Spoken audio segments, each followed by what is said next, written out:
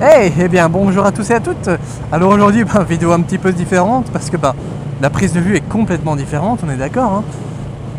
Alors vidéo un peu spéciale dans le sens que je vais vous présenter un peu le matériel maintenant que je vais utiliser pour vous faire des vidéos. Alors comme vous voyez, la vue est totalement différente et plutôt peu ordinaire, tout simplement parce que j'utilise un sac à dos qui est assez spécial parce qu'il y a une perche en fait dedans, tout simplement. Alors il est franchement pratique. Évidemment c'est un sac à dos qui est purement décoratif parce qu'on peut quasiment rien mettre dedans, mais bon, ça vous le verrez dans la suite de la vidéo. Alors également j'ai changé le point de vue sur mon casque, enfin j'en ai deux maintenant, avec, comme vous pouvez le voir, une fixation GoPro sur le côté, ici quelque part, voilà, là, et alors sur le dessus. Alors pourquoi sur le dessus? Parce que je me dis que ça peut être assez intéressant de vous proposer une vue vraiment globale par rapport à la route, que toujours sur le côté, et malgré que ce soit sur le côté on a un bon angle de vision, mais il y a quand même toujours une partie qui est cachée par le casque. Donc voilà, je voulais vous faire quelque chose de différent. Évidemment, comme vous voyez, je n'ai pas une GoPro, pardon, mais une Drift Ghost S, et normalement les fixations sont différentes. Alors ici j'ai les fixations GoPro parce que tout simplement j'ai passé commande sur un site qui en fait fait des fixations mais par impression 3D. C'est bien plus solide que ce qu'on a habituellement et c'est également plus solide que les fixations GoPro. Parce que faut dire ce qui est, hein, les fixations GoPro c'est franchement pas ça, on est d'accord.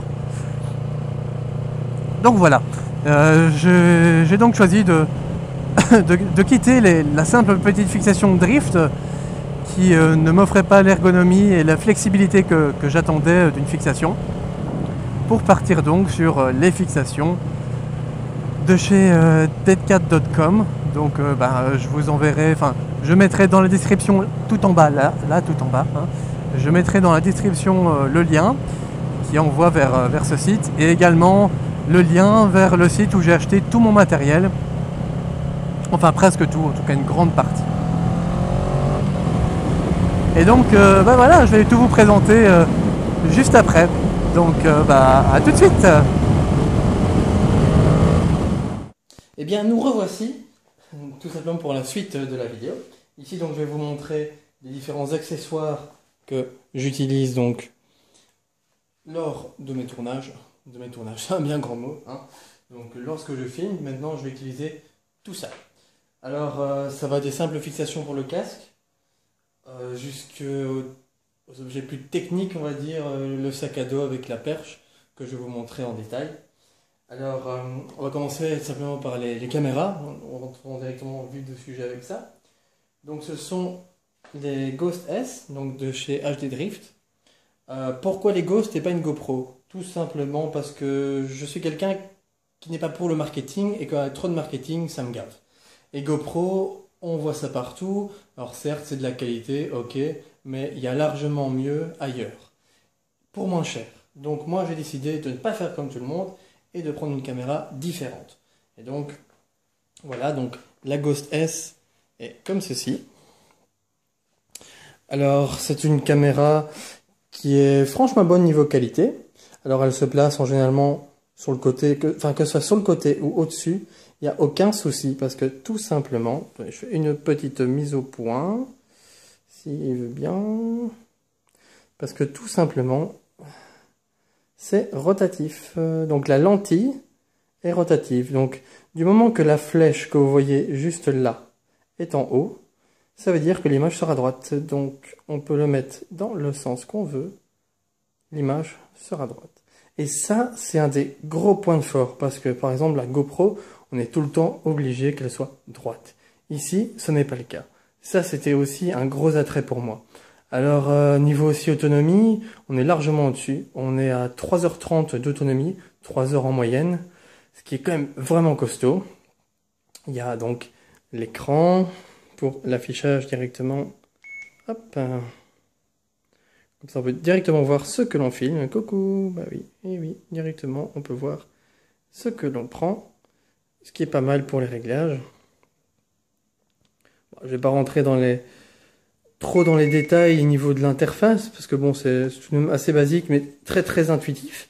Niveau des specs, par contre, bon, ça je vais vous en dire un peu plus. Donc c'est plus ou moins comme la GoPro en fait, hein. C'est du 1080p à 60 fps, 720p en 120 fps, donc c'est quasi la même chose. Non, c'est la même chose, pardon. Par contre, il n'y a pas de mode 4K, ça, il n'y en a pas. En même temps, sur la GoPro, c'est quand même assez anecdotique, étant donné qu'on fait du 15 fps. Donc c'est bien pour des plans fixes, mais dès qu'il y a un peu de mouvement, enfin c'est horrible, ça saccade. Donc bref, ça sert à rien du tout. Les boutons, franchement, je les trouve un petit peu durs. Oui, non, ils sont durs. Alors, il y a une petite diode d'activité ici. Quand c'est vert, ça filme pas. Rouge, ça filme. Et alors, il y a différents modes. Il y a mode time-lapse, photo, etc. Et chaque couleur correspond à un mode. Ce qui permet d'identifier exactement dans le mode dans lequel on se trouve. Et ça, c'est vraiment un gros plus. À savoir qu'il y a une télécommande qui est avec, que je n'ai pas parce que je l'ai perdue tout simplement comme un crétin. Donc elle va arriver prochainement. Donc voilà. Mais c'est une télécommande avec deux boutons, avec deux rangées de diodes donc sur les côtés. Donc il y a, on va dire, c'est la télécommande, elle est lente mais main. Il y a une diode donc ici, une diode là, et là il y a un et deux boutons. Donc bouton marche, arrêt. Et alors quand on est en mode veille, donc la caméra est verte, si on appuie sur le bouton marche, de manière répétée, on change de mode, tout simplement. Donc voilà, ça c'était pour la caméra. Donc hop, je vous fais un petit tour. Alors, comme vous voyez, il y a un pas de vis universel, chose qu'il n'y a pas sur GoPro, ce qui fait que c'est adaptable à beaucoup plus d'accessoires que GoPro, et il ne faut pas payer en plus un adaptateur comme chez GoPro, n'est-ce pas? Alors, on va passer à la suite. Alors, une des fixations. Hop. Alors ça c'est une fixation de chez deadcat.com. Je mettrai évidemment tous les liens dans la description. Elle est bien plus pratique que celle que j'avais à la base. Celle que j'avais à la base se limitait tout simplement à ceci. Voilà. Alors on avait juste la base qu'on venait et on clipsait dedans, comme ça. Donc voilà. Alors, là, ça, si jamais il n'y a pas eu assez de contraste, vous pouvez le voir plus facilement. Donc à savoir que ça se visse. Hein. Hop, hop, voilà. Donc pas de vis de nouveau, toujours le pas de vis. On le place. On le visse dedans. Je suis en mode pas doué aujourd'hui, donc veuillez m'excuser. On le place, hop, hop. Alors savoir que c'est cranté. Ce qui fait qu'on peut le bloquer à différentes positions. Donc comme ceci il est bloqué, comme ceci il est bloqué, etc. Donc il suffit de serrer pour le bloquer complètement. Voilà. Là il est même pas serré à fond, hein, vous voyez, hein, et il ne bougera pas. Voilà. Alors donc, on va revenir à ça. Donc une des fixations de chez deadcat.com. Alors, elle est résistante, bien plus que les fixations GoPro. Quoique j'ai vu quand même que dans un de mes contacts, il y a quelqu'un qui a cassé la fixation à ce niveau-là. Donc là, ça a cassé, ce qui fait... En fait, ici, c'est rotatif. Hein, donc celle-ci, ouais, évidemment, je l'ai serrée pour le bien de mes vidéos. Mais donc, il suffit de desserrer ceci. Hop. Et alors, tout simplement, c'est rotatif. Ça se penche, ça s'incline, donc... Donc voilà, ça c'est une des deux fixations. Donc il y a la longue que j'ai pris pour le haut du casque. Et alors la courte. La courte, pardon, qui elle n'est pas rotative mais qui me permettra de filmer sur le côté du casque comme avant. Alors, maintenant on va passer à un petit accessoire qui est pas mal mais que je n'ai pas encore testé. Ceci. Alors ceci, c'est... un petit ustensile fort sympathique, ma foi, parce qu'il permet de se fixer sur tout type de tube. Donc c'est X-Series qui fait ça. XS Series, pardon. Et tout simplement, il suffit d'avoir un arceau, de le plaquer comme ceci. Mon doigt c'est l'arceau, hein. Ok, on va être très très imagé, n'est-ce pas, hein. Et alors, avec ceci, c'est en fait des lanières à scratch. On vient serrer solidement autour de l'arceau et franchement, pour juste l'avoir essayé sans poser une caméra, je l'ai serré et c'est nickel. Ça tient vraiment super bien. Donc franchement, j'ai hâte de le tester, mais ça, ce sera pour une grosse balade à mon avis. Ou peut-être pour de l'interfile, ça peut être intéressant. Donc là aussi, hop, une fois fixé, on prend ceci, on dévisse un petit peu en dessous pour pouvoir en fait le déplacer, éventuellement le tourner. Ensuite, on le refixe. Et alors au-dessus, ça bouge également. Hop. Voilà. Et alors, une fois qu'on a trouvé la bonne position, on resserre et il n'y a plus rien qui bouge. Franchement, j'y vais là, je tire franchement. J'ai pas serré à fond, mais j'y vais. Et vous voyez que ça tient très bien. Alors, évidemment, comme accessoire, j'ai pris aussi batterie supplémentaire, pas le choix. Les fixations GoPro, parce qu'en fait, donc ceci, la base, c'est une fixation GoPro.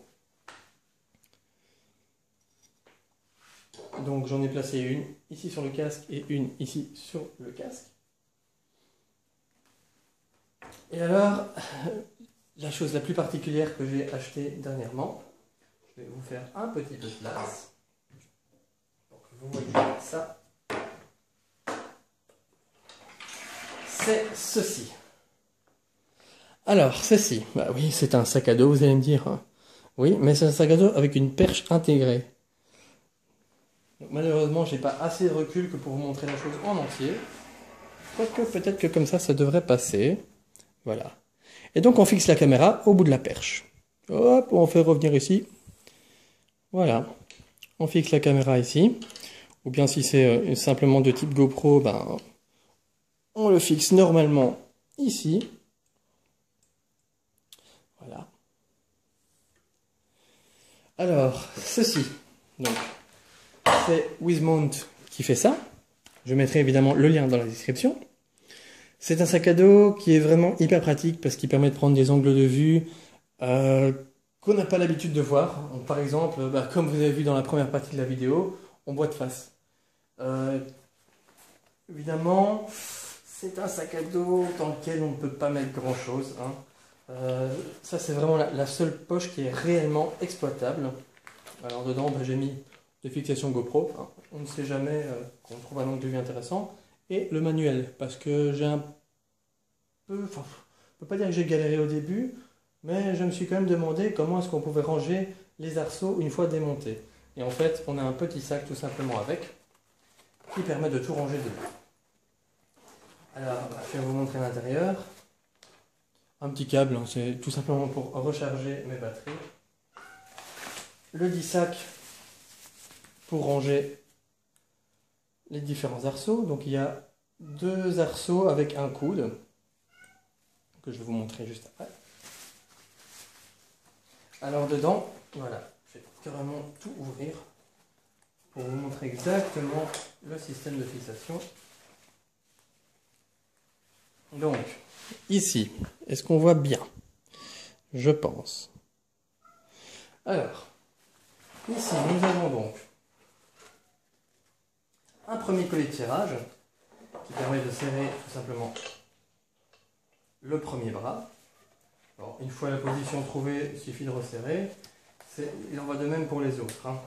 C'est exactement le même principe, sauf que celui-là il pivote comme ça, et l'autre, on peut le faire plus long ou plus court.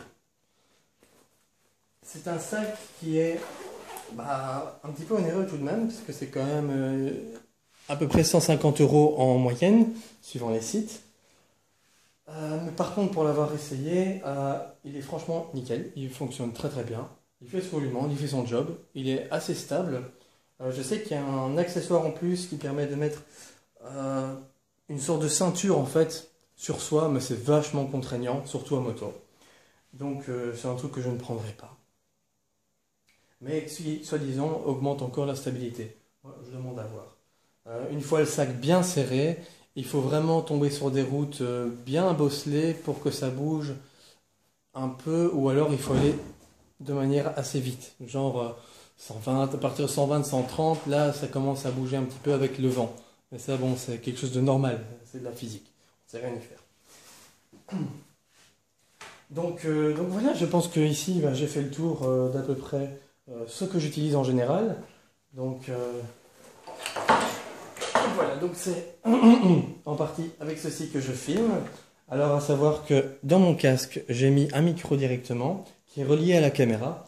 Car la différence de GoPro aussi, c'est qu'à l'arrière, donc on a deux plaques arrière.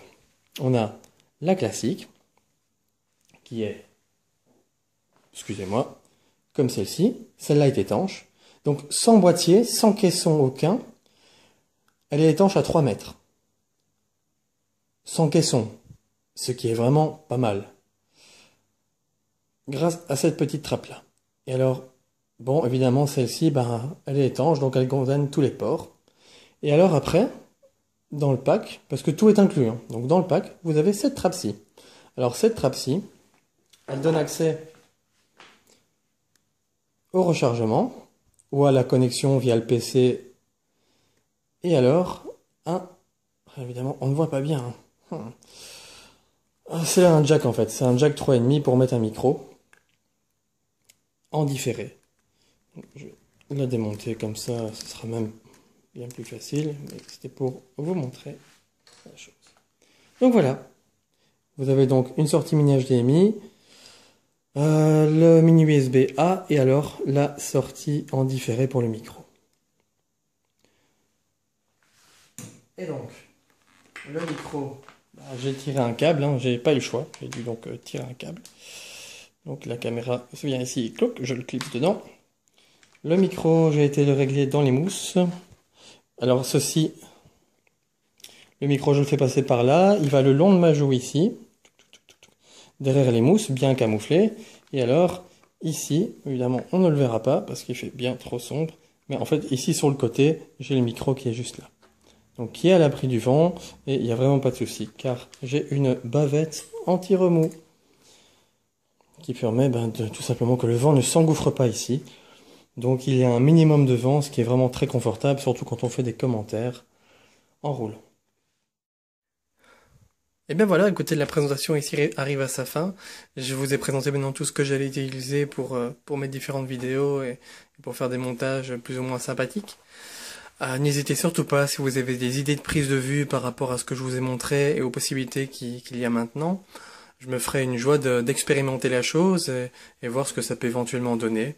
N'hésitez pas, si vous aimez la vidéo, à mettre un petit pouce bleu, avant c'était un vert, soit, à partager, à commenter, et tout le tralala comme d'habitude. Donc je vous dis à très très bientôt, en vous souhaitant une bonne journée ou soirée, et à la prochaine, salut!